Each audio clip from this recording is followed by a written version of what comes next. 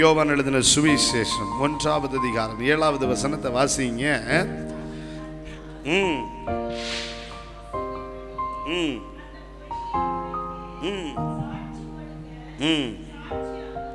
பாருங்க, இந்த இடத்துல இரண்டாவது ஒரு விஷயம் சொல்லப்பட்டிருக்கிறது.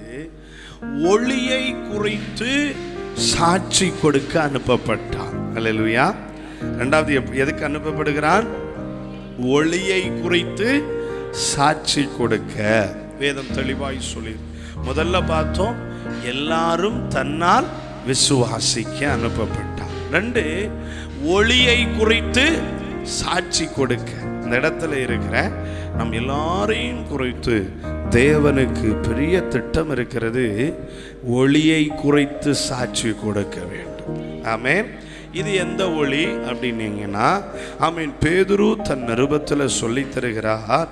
1 பேதுரு 2வது அதிகாரம் 9வது வசனத்தை நீங்க வாசிங்க பார்க்கலாம். 1 பேதுரு 2:9. நீங்களோ உங்களை அந்தகாரத்தினின்று தம்முடைய ஆச்சரியமான ஒளியினிடத்திற்கு வரவழைத்தவருடைய புண்ணியங்களை அறிவிக்கும்படிக்கு தெரிந்து கொள்ளப்பட்ட சந்ததியும் ராஜரீகமான ஆசாரிய கூட்டமாயும் பரிசுத்த ஜாதியாயும் அவருக்கு சொந்தமான ஜனமாயும் இருக்கிறீர்கள். கரங்களை உயர்த்தி கர்த்தரை ஸ்தோத்திரம் பண்ணுங்களேன். இங்கே தூய ஆவியானவர் மிக தெளிவாய் சொல்லுகிறார். யோவான் அனுப்பப்பட்டதின் 2வது நோக்கம் ஒளியை குறித்து சாட்சி கொடுக்கணும். எந்த ஒளியை குறித்து? நான் அந்தகாரத்துக்குள் இருந்த பொழுது என்னை ஆச்சரியமான ஒளியினிடத்திற்கு வரவழைத்த ஒரு ஒளி இருக்கிறது. அல்லேலூயா. நல்லா கவனிங்களேன். சபையாரை பார்த்து சொல்ற வார்த்தை இது. ஆமென். என்ன சொல்றார்? அந்தகாரத்துக்குள்ள இருந்தோம். எத்தனை பேர் அதை ஒத்துக்கொள்றீங்க? அறியாமை என்கிற இருளுக்குள் இருந்தோம். சுவிசேஷம்னா என்னன்னு தெரியல. இயேசுவை தெரியும், ஆனா ரட்சிப்பை தெரியாது. நிறைய பேருக்கு இயேசுவையே தெரியாது. ஆமென், ஆமென். என்னுடைய திருநெல்வேலியில ஆமென் மாற்று மதத்தை சார்ந்த ஒரு முக்கியமான ஒரு குடும்பம் ஒன்று வருகிறது. ஆமென். அவங்க சாமியாடி ஃபேமிலி. அதுல அந்த சகோதரி வர்றாங்க. இப்போ பல அற்புதங்கள் ஆண்டவர் செய்கிறார். ஒவ்வொரு நாளும் அவங்களுக்கு நன்மை நடக்குது. இப்போ இவங்க போய் புருஷனாட்ட சொல்றாங்க, இயேசுவை தேடி வாங்க, இயேசு கிட்ட வாங்க. அப்ப அவர் சொல்றார், இயேசுன்னா யாரு? இயேசுன்னா யாரு? எனக்கு அவரை தெரியாது அப்படின்றாங்க. அப்போ அவங்களுக்கு அவங்க சொல்றாங்க, அவருக்கு கேள்விக்கு எப்படி பதில் சொல்லன்னு. ஏன்னா அவருக்கு அது இயேசுவை குறித்து ஒரு அம்சம் கூட தெரியல. அப்படியும் மனிதர்கள் இன்னைக்கு இருக்கிறாங்க. நாமும் சிலர் அப்படிப்பட்ட அறியாமைக்குள் இருந்தோம். அது அந்தகாரம், இருளுக்குள்ள இருந்தோம், பாவத்துக்குள்ள இருந்தோம், பிசாசின் பிடிக்குள்ள இருந்தோம், தோல்விகளுக்குள்ள இருந்தோம், பல வீழ்ச்சிகளுக்குள்ள இருந்தோம், பலவிதமான அக்கிரமங்களுக்குள்ள இருந்தோம், மரித்து போன அனுபவத்துல தான் இருந்தோம். அப்படிப்பட்ட நம்மை அவர் ஆச்சரியமான ஒளியினிடத்திற்கு வரவழைத்திருக்கிறார். எப்படிப்பட்ட ஒளி? சாதாரணமான ஒளி அல்ல, அது ஆச்சரியமான ஒளியினிடத்திற்கு, கிறிஸ்துவினிடத்திற்கு நம்மை அழைத்து வந்திருக்கிறார். தேவனிடத்திற்கு நம்மை அழைத்து வந்திருக்கிறார். ஹல்லேலூயா. அவர் எப்படிப்பட்டவர்? ஆமென். இந்த ஒளி எப்படிப்பட்ட ஒளி? என்னை வரவழைத்தவருடைய அந்த மகிமையான சாயல் எப்படிப்பட்டது? அதை குறித்து பாருங்க, யாக்கோபு தன்னுடைய நிருபத்தில் சொல்லும்போது இன்னும் சற்று வித்தியாசமாய் அவர் சொல்லி தருகிறதை நம்மால பார்க்க முடிகிறது. ஆமென். யாக்கோபு தன்னுடைய 1வது அதிகாரத்தில் வாசிங்க பார்க்கலாம். 17வது வசனத்தை வாசிங்க. நன்மையான எந்த ஈவும் பூரணமான எந்த வரமும் பரத்திலிருந்து உண்டாகி பிதாவாகிய ஒளி. ஒரு அல்லேலூயா சொல்லுங்க பார்க்கலாம். இந்த உலகத்துல ஒளி ஆகிய ஒளி. ஒரு அல்லேலூயா சொல்லுங்க பார்க்கலாம். இந்த உலகத்துல ஒளி அப்படின்னு சொல்ல நிறைய இருக்குது. பொதுவா இந்திய தேசத்திற்கு பரிச்சயமான ஒரு வார்த்தை ஜோதி, லைட், ஒளி இப்படிலாம் இருக்குது. ஆமென். நல்லா கவனிங்க. இந்த இடத்துல பரிசுத்த ஆவியானவர் கற்றுத் தருகிறார். ஆமென். எத்தனையோ ஒளி இருக்கலாம். நிறைய முனிவர்கள், நிறைய மத தலைவர்கள், நிறைய குருக்கள் இந்திய தேசத்தில் என்ன சொல்லியிருக்காங்க? நான் ஒளியை கண்டேன். ஆமென். அந்த ஒளியை கண்டேன் என்று சொன்னவருக்கு பின்னால நிறைய பேர் என்ன செய்றாங்க? போறாங்க. ஆனா இங்க யோவானுக்கு ஒரு கடமை, ஒளியை குறித்து சாட்சி கொடுக்கணும். ஆமென். ஒளியை கண்டவர்களை குறித்தல்ல, ஒளியை குறித்து. இப்போ வேதமே சொல்லுகிறது அந்த ஒளி எப்படிப்பட்டது? ஜோதிகளின் பிதாவாகிய ஒளி. எல்லா ஒளிக்கும் தலைமைத்தனமான உன்னதமான ஒளி. ஆமென். இந்த உலகத்தில் அநேக விதமான ஒளியை தேடி, மாய்மாலமான தீபங்களை தேடி மனிதன் ஓடுகிறான். ஆனால் ஒரே ஒருவர் தான் ஒளியாயிருக்கிறார். ஒருவரும் சேரக்கூடாத ஒளியில் வாசமாயிருக்கிறார். அவர் ஏக தெய்வம், சர்வ வல்லவர். ஆமென். அவருடைய முகத்தின் வெளிச்சம் நம்ம மேல பிரகாசமா இருக்கும்னா நம்ம வாழ்க்கை பிரகாசமா. அல்லேலூயா. அவர்கள் அவரை நோக்கி பார்த்து, ஏன்? அவர் ஒளிமயமானவர். அவர் எப்படி இருக்கிறார்? ஆமென். வெட்கத்தை மாற்றுற ஒளி அது. ஆமென். அம்மை ஆச்சரியமான ஒளியினிடத்திற்கு வரவழைக்கிற ஒளி அது. ஆமென். இன்னும் அது ஜோதிகளின் பிதாவாகிய ஒளி.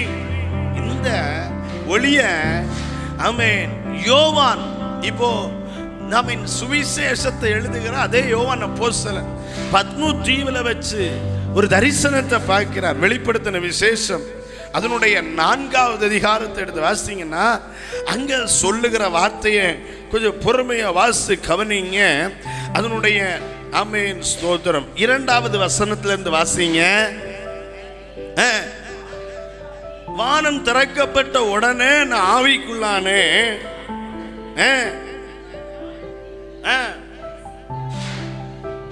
இதோ வானத்தில் ஒரு சிங்காசனம் வைக்கப்பட்டிருந்தது.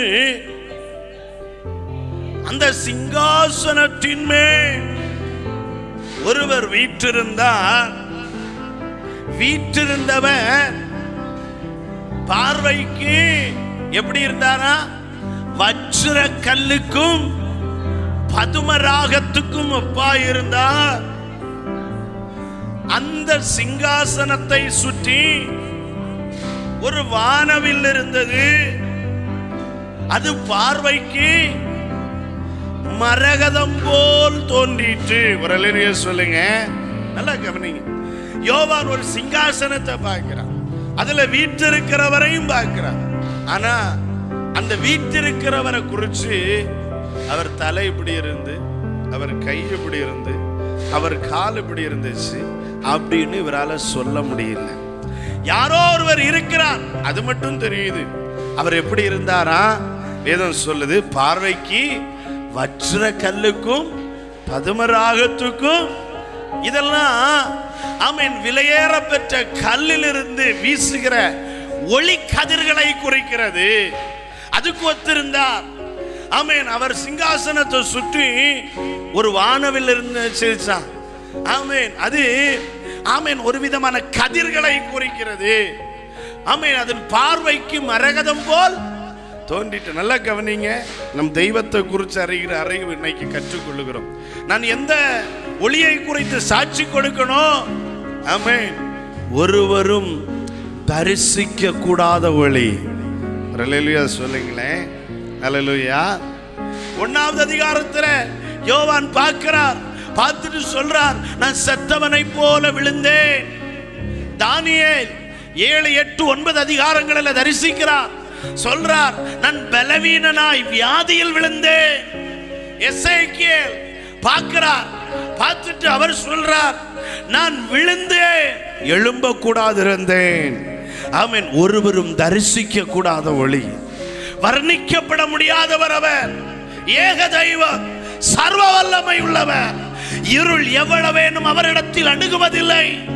அப்படிப்பட்ட ஒளியை குறித்து சாட்சி கொடுப்பதற்கு கர்த்தர் நம்மை இந்த பூமிக்கு அனுப்பி இருக்கிறார். எத்தனை பேர் ஒரு ஆமென் சொல்றீங்க? அல்லேலூயா. அவர் மகிமையானவர், அவர் பரிசுத்தம் உள்ளவர், ஒருவரும் சேரக்கூடாத ஒளியினில் வாசம் பண்ணுகிறவர். அந்த ஒளியை குறித்து சாட்சி கொடுக்க எனக்கு கிடைக்கப்பெற்ற விலையேறப்பெற்ற பாக்கியம். எத்தனை பேர் இது பெரிய பாக்கியம்னு நினைக்கிறீங்க? அல்லேலூயா, ஆமென். அவர் நம்மை தெரிந்து கொண்டிருக்கிறார். நம்மை விட படித்தவர்கள் உண்டு, நம்மை விட திறமைசாலிகள் உண்டு, நம்மை விட தேர்ந்தவர்கள் உண்டு. ஆயினும் நம்மை தெரிந்து கொண்டிருக்கிறார். எதற்காக? அந்த ஒளியை குறித்து சாட்சி கொடுப்பதற்கு. இன்னும் அந்த ஒளியை குறித்து யோவான் அப்போஸ்தலன் யோவான் சுவிசேஷத்துல 1வது அதிகாரத்துல என்ன சொல்லி இருக்கிறார் பாருங்க. 9வது வசனத்தை வாசிங்க. உலகத்திலே வந்து